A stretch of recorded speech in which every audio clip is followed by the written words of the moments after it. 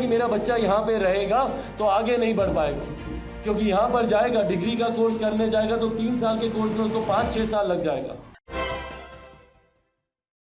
नमस्कार, देख रहे हैं आप सिटी पोस्ट लाइव और मैं हूं आपके साथ पूजा शर्मा। लोक जनशक्ति पार्टी रामविलास के राष्ट्रीय अध्यक्ष चिराग पासवान ने प्रेस वार्ता किया। इस प्रेस वार्ता के दौरान कई मुद्दों पर चर्चा करते हुए नजर आए हैं। बताते चले आपको कि बिहार में इन दिनों लगातार आपराधिक घटनाएं घट रही है, जिसका उजागर करते हुए नजर आए चिराग पासवान। इसी के साथ साथ बताते चले आपको कि कई अहम मुद्दे थे जिसको लेकर बिहार के मुख्यमंत्री नीतीश कुमार को घेरते हुए नजर आ रहे हैं चिराग पासवान। इसी के साथ साथ उन्होंने यह भी कहा कि अपराधियों को कई जगहों पर सरकार का संरक्षण प्राप्त है, जो हमारी सुरक्षा में तैनात रहती है उसकी हत्या कर दी जाती है। तो सोच लीजिए कि बिहार में किस तरीके से अपराधियों का मनोबल बढ़ा हुआ है। इसी के साथ साथ मुख्यमंत्री नीतीश कुमार पर निशाना साधते हुए वो ये कहते हुए नजर आ रहे हैं कि बिहारियों का जो उम्मीद था नीतीश कुमार से, वो उम्मीद अब पूरी तरीके से टूट चुका है। इसी के साथ साथ उन्होंने दिवंगत सुशांत सिंह राजपूत का भी जिक्र किया और कहा कि उस मामले में क्या हुआ,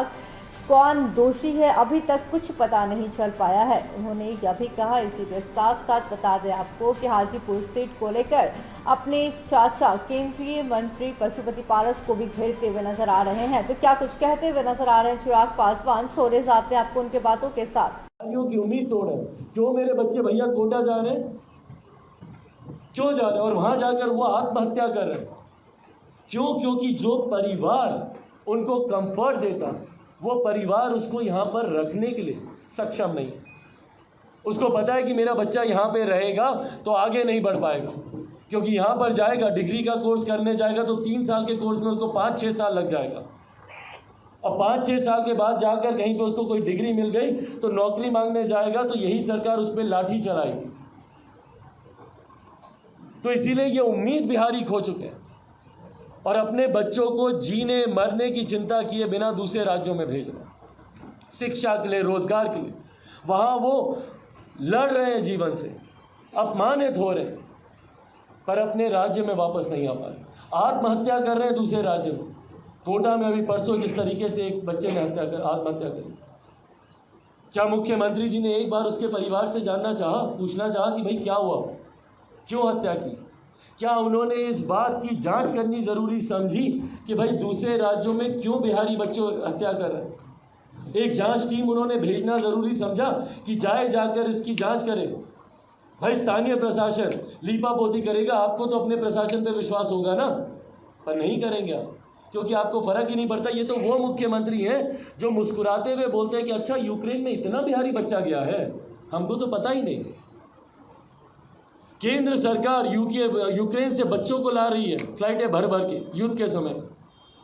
इन्होंने एक बार ये जानना ज़रूरी नहीं समझा कि जो बच्चे बाहर गए कम से कम उनका डेटा तो हो हमारे पास। जाकर पूछिए बिहार सरकार के पास है कोई डेटा? इनके पास एक आदमी की जानकारी इनके पास नहीं है कि कितने बिहारी बिहार छोड़कर दूसरे प्रदेश में गए। और फिर बोलते थे 2005 में कि हमारा सपना है कि जो पलायन कर गए हैं वो वापस अपने प्रदेश में आए। बिहार फर्स्ट, बिहारी फर्स्ट बोलता है कि भाई एक प्रवासी मंत्रालय बनना चाहिए, एक मंत्रालय अलग से गठित हो जो सिर्फ और सिर्फ दूसरे प्रदेशों में रह रहे बिहारियों की चिंता करे। भाई सुशांत सिंह राजपूत जैसा इतना बड़ा नाम, जिसने बिहारियों की पहचान को कहां से कहां वो लेकर गए, आज तक नहीं समझ में आया कि क्या हुआ और क्या तत्परता दिखाई उस वक्त मुख्यमंत्री जी ने, जब तक उनके पिता ने आकर मांग नहीं की। इन्होंने तो सीबीआई जांच की सिफारिश तक नहीं की। 3 हफ्ते 4 हफ्ते बीतने के बाद इन्होंने सीबीआई जांच की सिफारिश की। क्या तब तक वो तथ्य रहे होंगे? क्या वो सबूत बचे होंगे वहां पर? क्यों नहीं तुरंत इन्होंने अपनी टीम को वहां पर भेजा कि जाइए जाकर जांच कीजिए, एक बिहारी मरा है वहां पर? ये तो इनकी संवेदना है बिहारियों को लेकर। भाई जब अपने बिहार में मर रहे बिहारी भागे भागे जाते हैं ये दूसरे राज्यों में, बेंगलुरु गए थे भागे भागे, अभी इनके घर पे जाके देखिए सूटकेस खुला होगा, पैकिंग चल रही होगी मुंबई जाने की।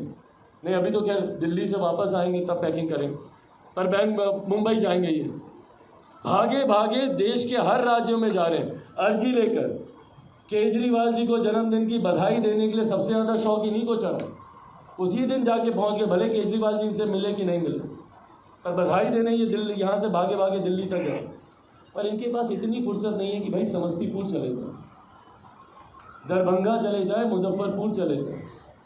अरवल में माँ बेटी दुष्कर्म का विरोध करते करते जल कर मर गई।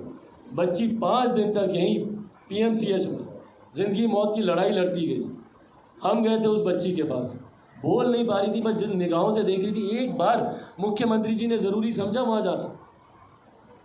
तो जब मुख्यमंत्री इन चीज़ों पर भी जब खामोश रहेंगे भाई, जब आपके अधिकारी मर रहे हैं आप खामोश हैं, लोकतंत्र का चौथा स्तंभ के ऊपर जब अटैक आप ही के राज्य में किया जा रहा है और टारगेट किलिंग अब कर रहे हैं, जाति वर्ग के लोगों को चिन्हित कर कर कर इनके प्रदेश में मारा जा रहा है। अनुसूचित समाज के वर्ग के लोगों को देख लीजिए, चौकीदारी के पेशे में जो लोग हैं, चौकीदार को ऐसी जगहों पे गश्त पे भेजा जाता है, निहत्थे उनको भेजा जाता है जहां पर आए दिन उनकी हत्या की जा रही है और मुख्यमंत्री खामोश है, इनको कोई फर्क नहीं पड़ता। इन्होंने एक बार जानना जरूरी नहीं समझा कि भाई चौकीदार को आधी रात में इस ड्यूटी पे क्यों भेजा गया। एक बार इन्होंने पूछताछ करनी जरूरी नहीं समझी और जाकर वो शहीद हो गया, उसके बाद खामोश, इनको कोई फर्क नहीं पड़ता। पासवान समाज के लड़कों की गला रेत कर हत्या की जा रही है। कौन सा ऐसा वर्ग है भैया, कौन सी ऐसी जाति है जिसको यहाँ पे टारगेट नहीं किया जा रहा।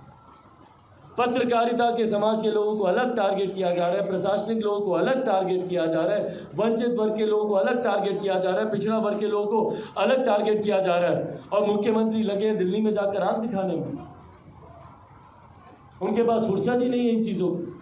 और आज जब बिहार एक तरफ अपराधियों से ग्रस्त, वहीं बार बार हम बोलते हैं कि भाई हम कोई भविष्य वक्ता नहीं, पर यह बात हर बिहारी जानता है कि इन महीनों में बिहार में बाढ़ सुखाड़ आती है।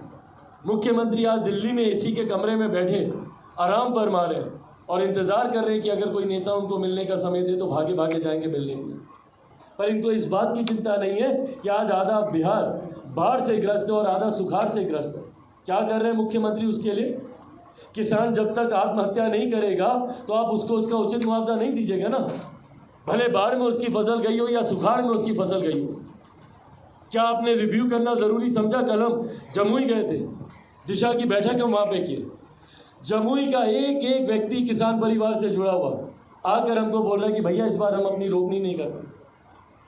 और जब हम उसी बैठक में जब हम अधिकारियों से जब हम जानकारी लिए, और प्लीज़ आप लोग भी ये कीजिए ताकि इस सरकार की पोल खुलनी ज़रूरी है, जब हम अधिकारियों से जब हम जानकारी लिए कि कितना रोपा हुआ है तो बोलता है 75%।